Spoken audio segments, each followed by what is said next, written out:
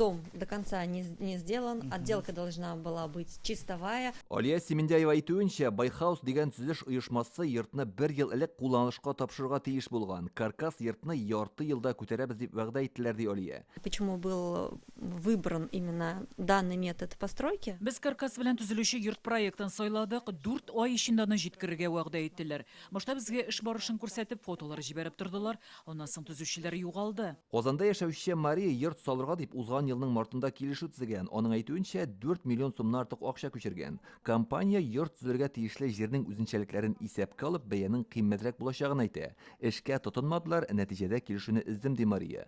Соңрак приставлар җәлеп ителгәч, сумманың яртысын кире кайтардылар дип сөйли. Перед органами, перед всеми говорят, что они деньги вернут, что они не уклоняются от судебного решения. Алар төрле органнар каршында акчаны кайтарабыз, суд карарын үтибез ди, ләкин хәзер матди яктан хәл катлаулы, әлегә акча юк диләр. Әмма шул ук вакытта яңа гына килешү төзелгән клиентларга чират зур дип әйтәләр. Илвина Гарифуллина Питрәч районыннан йорт салырга дип май аенда Байхаус оешмасы белән килешү төзегән.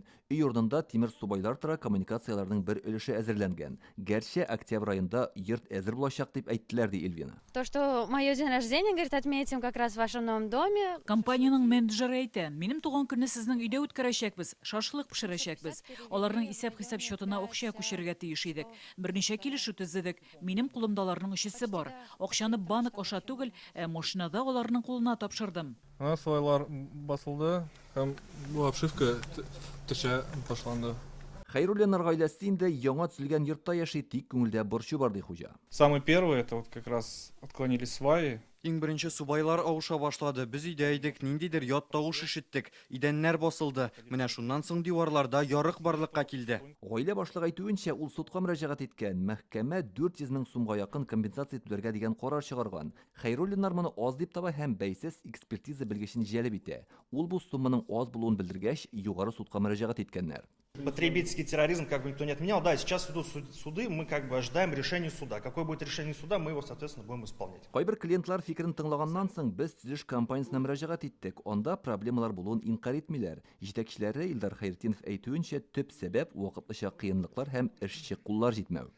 Да, вы знаете, мы действительно не укладываем в сроки, мы как бы этого не скрываем. Дөрестән дә тиешле срокларда йортларны төзеп өлгерә алмыйбыз. Без аны яшермибез. Гражданлык хокуклары нигезендә эшлибез. Өйләр килешенгән вакытка төзелеп бетми икән, клиентларга компенсация ясыйбыз. Барлыгы 300-гә якын йорт төзедек. Әлеге клиентлар ул берничә шәхси очрак кына. Сораулар булса, без һәрвакыт очрашып сөйләшергә әзер. Müstakil юристлар билгеләп үткәнчә, килешүдәге шарт үтәлмәгән очракта судка мөрәҗәгать итәргә нигез бар. Әгәр инде документны имзалаган чук, ниндидер шик туа икән, башта белгечләр белән киңәшләшү хәерле. Чтобы он до заключения договора проанализировал. Мондый хәл кабатланмасын өчен нәрсәне истә тотарга кирәк? Документны имзалаганчы белгечләр килешүне җентекләп өйрәнсен. Сезнең участокта йорт салу өчен нинди субай кирәклеген билгеләргә мөмкин. Моның өчен белгечләр җәлеп итеп тикшерү үткәрергә була. Төзелешнең кыйммәтләнүенә җирнең үзенчәлекләре ничек йогынты ясый, аны да ачыклап була. Бу очракларның кайберләре хәзер судта карала. Казанның Совет, Яңа Савин, Лаеш районы арбитраж һәм югары судка 10-дән артык гариза язганнар.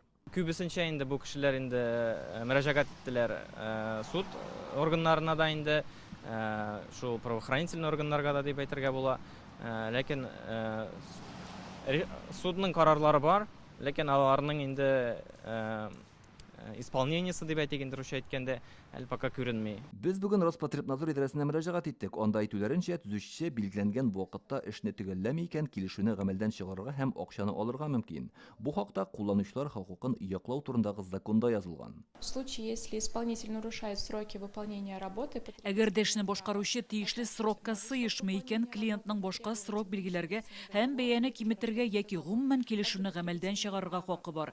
Шулай ук килешенгән шартларны вакытында үтәмәгән өчен клиент эшне башкаручыдан соңга калган һәр көн өчен килешүдәге сумманың 3%-ын таләп итә ала. Бу көннәрдә гаиләләр Эчке эшләр министрлыгына күмәк гариза язган.